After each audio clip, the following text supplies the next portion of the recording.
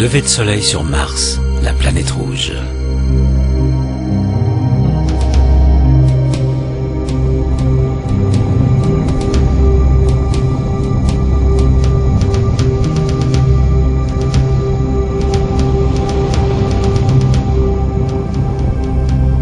Mars est fascinante, et c'est sans conteste la prochaine planète que l'homme va conquérir.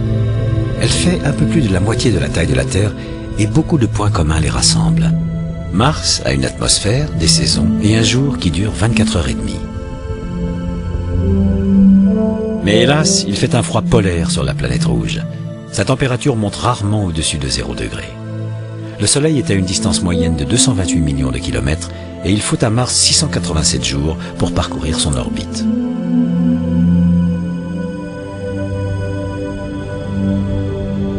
Mars est là, caché derrière l'un de ces deux minuscules satellites.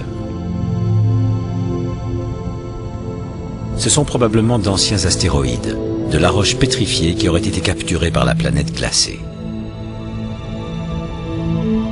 Tout comme celui de la Terre, l'axe de Mars est incliné.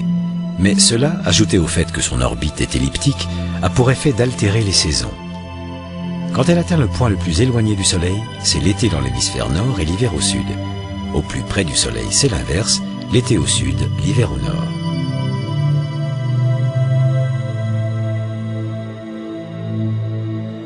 Au pôle Nord, la calotte glaciaire augmente au cours d'un hiver relativement doux et court.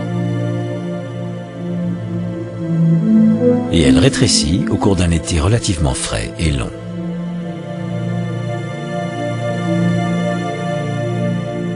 À l'autre pôle, la calotte glaciaire qui se forme au cours d'un hiver long et rigoureux est bien plus importante.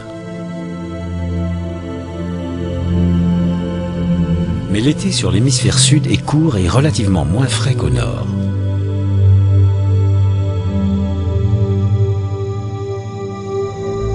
Sur le plan géologique, Mars se divise en deux.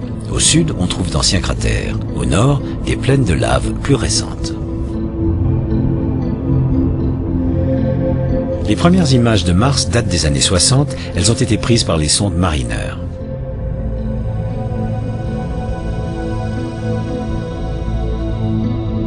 On a compris bien plus tard que sur cette photo, les points noirs, dans cet orage de poussière, étaient 4 énormes crêtes volcaniques. Quand des orages de poussière s'abattent sur Mars, ils peuvent durer des semaines. Ils recouvrent toute la planète.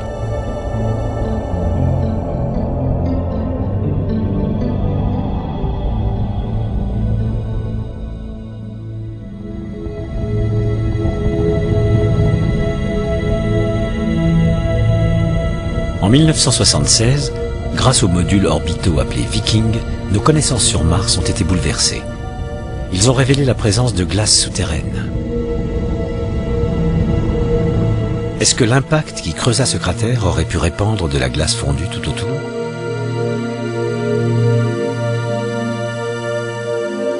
Comme le lit de ces canaux en témoigne, l'eau a un jour coulé sur Mars. Peut-être une ancienne île.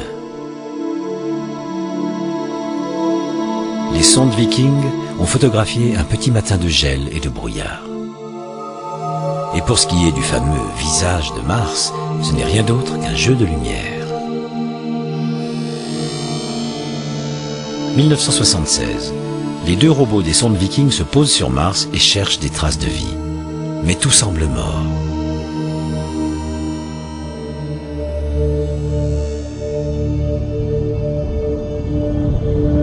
Pour avoir un ordre de grandeur, prenez le continent nord-américain. La distance entre la côte ouest et la côte est est d'environ 4000 km. C'est la taille de la plus grande faille de la planète, la vallée Marineris.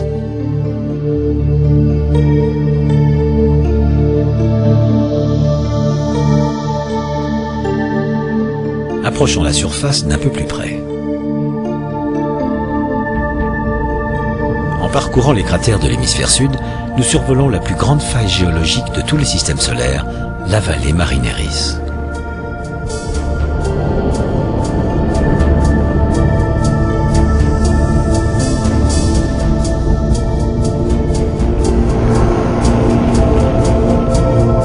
Avec ses montagnes à l'ouest et le dôme volcanique Arcia. En voilà un autre, appelé Pavonis. Et puis un troisième, Ascreus.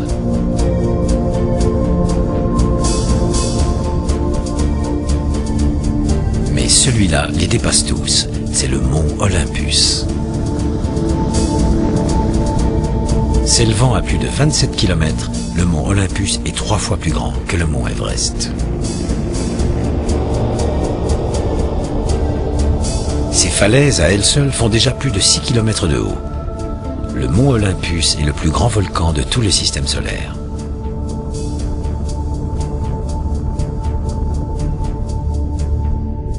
Beaucoup pensent qu'à la suite d'un gigantesque soulèvement volcanique, des océans sont apparus au tout début de la formation de Mars.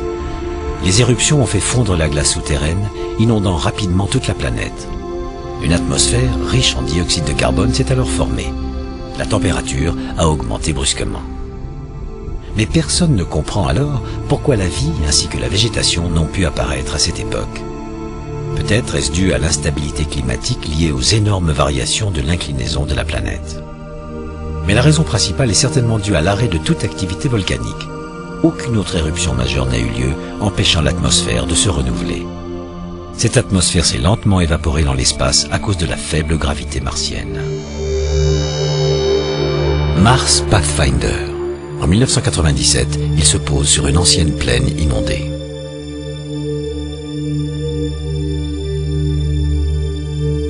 Il envoie en éclaireur un robot dont la mission est d'analyser la composition des roches. Les résultats sont étranges.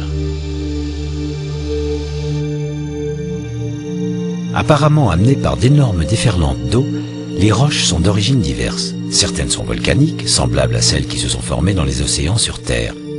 Ces roches proviendraient-elles du lit d'un océan martien ?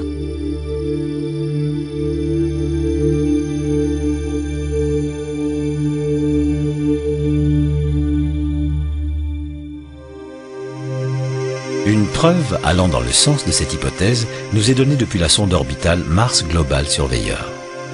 Chargée de réaliser une carte détaillée de la planète, Surveyor révèle l'existence d'une immense région plate dans l'hémisphère nord. Cette plaine a toutes les caractéristiques du lit d'un océan. Contrairement à l'époque où l'eau coulait sur Mars, la planète rouge est aujourd'hui un désert glacé, incapable de retenir l'eau liquide.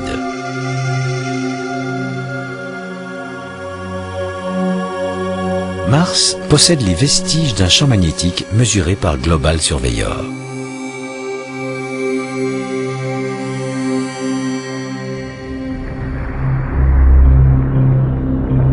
Destination Mars.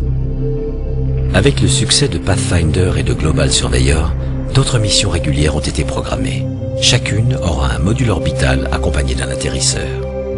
Ce vaste programme a été nommé le Mars Surveyor Programme.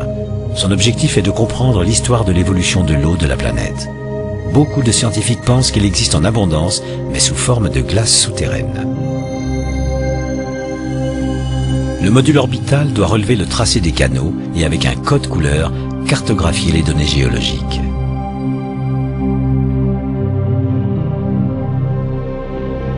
Pendant ce temps, l'atterrisseur traverse très rapidement l'atmosphère martienne. L'air y est 150 fois plus ténu que sur la Terre.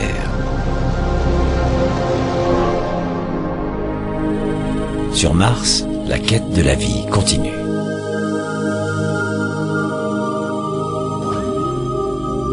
Des microbes peuvent-ils survivre ici, sans chaleur et sans eau?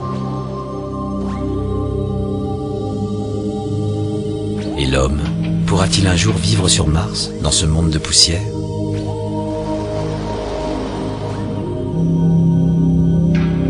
Seul le temps et les robots nous le diront.